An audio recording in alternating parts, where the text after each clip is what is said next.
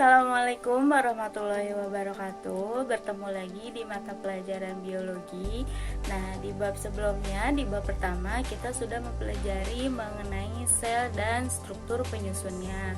Nah, di mana masih ingat kan kalau sel itu adalah unit struktural dan fungsional terkecil dari makhluk hidup atau dari suatu organisme, di mana dia itu memiliki organel-organel yang kompleks untuk yang sangat berperan penting itu dalam kegiatan atau aktivitas manusia.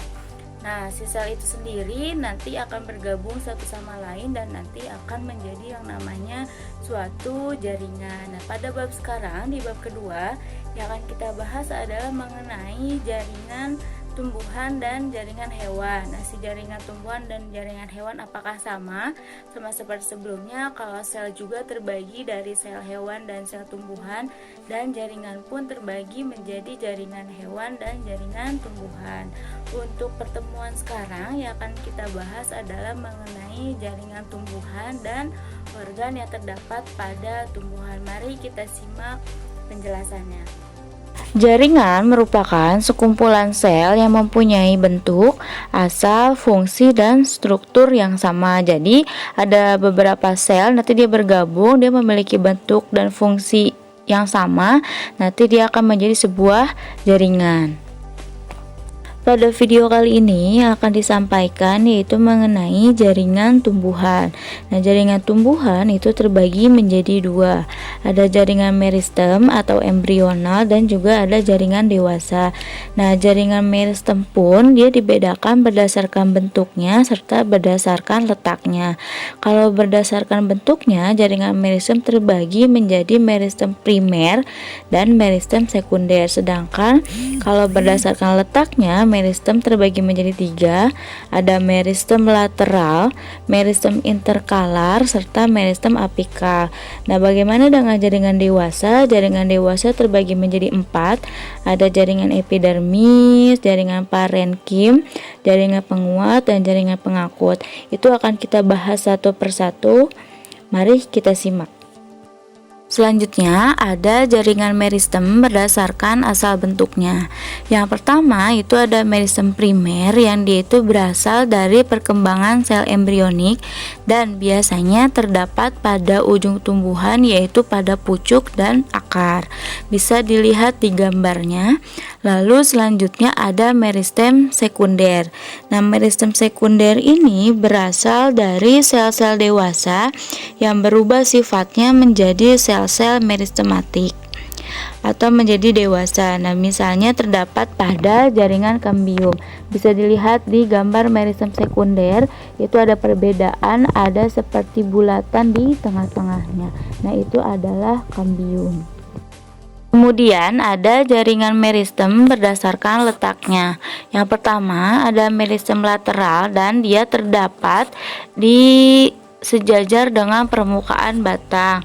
Nah, biasanya meristem lateral ini dapat menyebabkan terjadinya pertumbuhan sekunder pada batang maupun pada akar, sehingga batang dan akar akan membesar. Kemudian yang kedua ada meristem interkalar. Nah, dia biasanya terdapat di pangkal ruas batang. Dan yang terakhir ada meristem apikal. Dia biasanya terdapat di ujung batang ataupun di ujung akar. Nah, proses pemanjangan meristem apikal akan menghasilkan daun, bunga, dan tunas apikal yang nantinya akan berkembang menjadi cabang samping. Nah, semua jaringan yang terbentuk dari meristem apikal adalah jaringan primer. Selanjutnya, jaringan tumbuhan yang kedua itu ada jaringan dewasa. Nah, jaringan dewasa ini terdiri atas sel-sel yang sudah tidak membelah dan telah mengalami diferensiasi. Contoh yang pertama itu ada jaringan epidermis. Jaringan epidermis ini berfungsi untuk melindungi tumbuhan dari pengaruh luar yang dapat merugikan tumbuhan, misalnya dari serangga. Nah, jaringan epidermis ini terletak di permukaan tubuh tumbuhan. Selain sebagai pelindung, jaringan epidermis juga berfungsi sebagai tempat pertukaran zat. Nah, epidermis pada permukaan daun dan batang biasanya dilapisi oleh kutikula. Itu bisa dilihat di gambar, dia terdapat di bagian paling atas. Dengan dewasa yang kedua itu ada jaringan parenkim. Nah, jaringan parenkim ini terdapat hampir di semua bagian tubuh tumbuhan. Bisa kita lihat ciri-cirinya di gambar. Nah, bentuk dari jaringan dewasa ini dia polihedral, yaitu dia seginya banyak. Kemudian terdiri dari sel-sel hidup, itu sudah pasti. Lalu dia letak selnya itu renggang-renggang, bisa dilihat di gambar. Karena ini fungsinya itu untuk pertukaran gas. Lalu yang terakhir itu dinding selnya tipis-tipis, makanya bisa dilihat di gambar kalau dia seperti transparan. Kemudian yang ketiga ada jaringan penguat. Jaringan penguat pada tumbuhan biasanya digunakan untuk memperkukuh tubuh tumbuhannya. Makanya kenapa kita sering lihat ada tumbuhan yang tetap berdiri kokoh walaupun dia terkena angin yang kencang. Itu dikarenakan tumbuhan tersebut memiliki jaringan penguat. Nah, jaringan penguat pada tumbuhan terdiri atas dua, yaitu jaringan kolenkim dan jaringan sklerenkim. Jaringan kolenkim itu terdapat pada organ-organ tumbuhan yang masih aktif mengadakan pertumbuhan, dan biasanya dia terdapat pada epidermis batang, tangkai daun, tangkai bunga, dan ibu tulang daun. Nah, dinding selnya mengandung selulosa, bisa dilihat di gambarnya, pektin dan hemiselulosa. Sel-selnya pun dapat mengalami penebalan selulosa di bagian sudut-sudutnya. Jaringan penguat yang kedua itu ada jaringan sklerenkim. Nah, kalau tadi kolenkim itu terdapat pada organ yang masih aktif mengadakan pertumbuhan, kalau sklerenkim dia kebalikannya, dia terdapat pada organ-organ yang sudah tidak mengalami pertumbuhan dan perkembangan. Makanya dia terdiri atas sel-sel yang sudah mati dan juga dinding selnya sangat tebal dan kuat karena mengandung lignin. Makanya kenapa kalau kita lihat tumbuhan itu dia keras, ada tumbuhan yang keras, itu karena dia terdapat jaringan sklerenkim. Jaringan dewasa yang terakhir itu adalah jaringan pengangkut. Jaringan pengangkut pada tumbuhan terdiri menjadi dua, yaitu jaringan silem dan jaringan flum. Jaringan silem ini berfungsi untuk mengangkut air dan zat-zat mineral dari akar ke daun. Silem ini tersusun dari sel yang sudah mati, berdinding tebal dan mengandung zat lignin. Nah, unsur pembentuk silem antara lain adalah dari trakeal, serabut silem, dan parenkim, bisa dilihat di gambarnya.